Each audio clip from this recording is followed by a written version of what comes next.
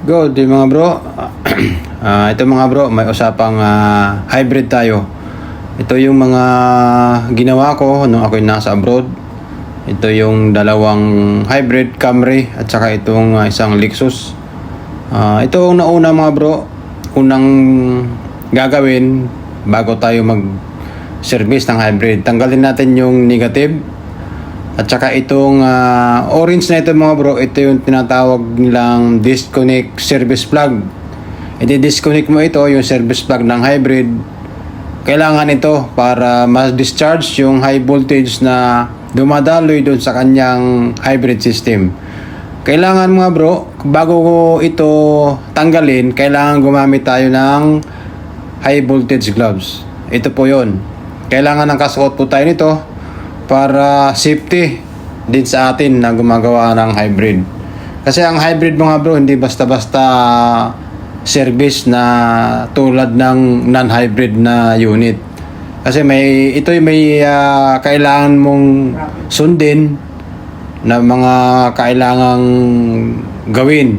Ito mga bro, pag natanggal mo na, antay ka ng mga 10 minutes pag natanggal mo na yung disconnect service plug na yon. 10 minutes susukatin yung kanyang mga bro, yung kanyang voltahe diyan sa na yan. Kailangan wala nang voltahe na masukat kasi ang voltahe ng hybrid mga bro nasa 300 volts po yan. Kailangan pag sinukat mo ng multimeter mga bro dun sa linya ng kanyang hybrid system, high voltage wire kumbaga, kailangan zero. Hindi mo pwedeng mayroon ka pang masukat dyan. Ibig sabihin nun, hindi pa na-discharge yung high voltage doon sa kanyang hybrid system. Ito mga bro, ang ginawa ko dito, nagpalit ako ng dito, yung kanyang inverter, hybrid inverter. Ito yung Camry mga bro. Nagpalit ako niyan.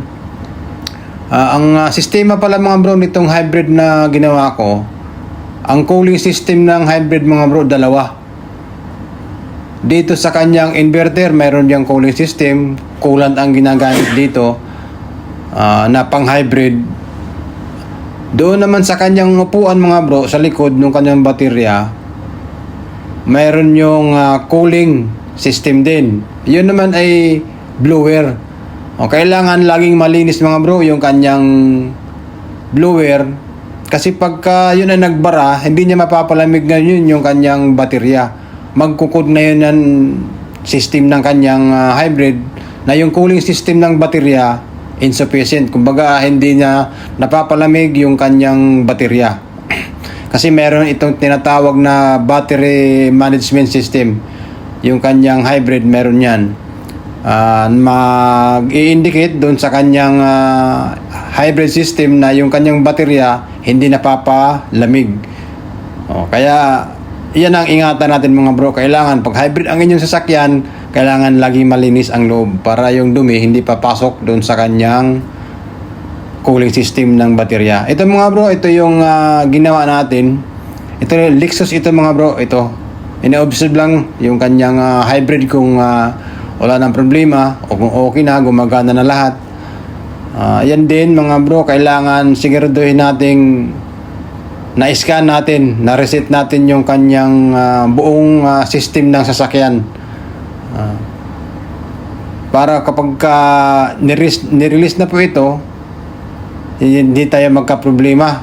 Kapag tayo binalikan, kailangan yung kanyang hybrid system gumagana ng ayos. Ito mga bro, ito yung kanyang display. Ito yung sa Lexus mga bro. Ito namang isa mga bro, ito yung sa Camry. Yan, maayos po ang sistema ngayon ng kanyang hybrid. Makikita po dun sa dashboard. Ito yung pinalitan natin dito mga bro. Ito yung pinalitan ng connector kasi nga may bangga ito. Yung connector ng kanyang inverter, pinalitan natin yan. Ina-observe ko lang ito mga bro. Kung okay na yung hybrid niya system. Ito mga bro, yung chinik ko lang yung lahat ng mga tinanggal ko kasi marami akong tinanggal dito. Kailangan kasi double check natin yung mga ating tinanggal bago natin i-start ang hybrid system mga bro. Yung yung kulay orange na tinanggal natin, kailangan din natin ibalik yon doon sa pinaglalagyan. Kasi hindi po siya mag-start hanggat hindi natin ibinalik yung kulay orange na yon. Yung service plug kung tawagin. Ayun lang mga bro, maraming salamat sa inyong panonood. God bless po sa lahat.